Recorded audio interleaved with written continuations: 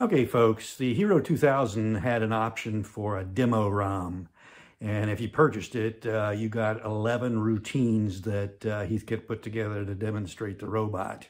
And what you're about to see is one of those routines. The 10th routine on the demo ROM is called Light. In order to play with that, you hit execute 016A.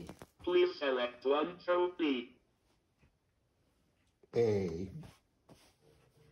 12, 330, 330, 6, 530, 9, 1130, 1230, 1, 1. Please select one trophy. As you can see, it responded to the light direction coming from the flashlight, and it responded in a clock format, so that forward was 12, and to the robot's right was 3, and then 6, and then 9. And it does every half hour, if you will, in angular location of the light around the sensor. And that's pretty much it for light.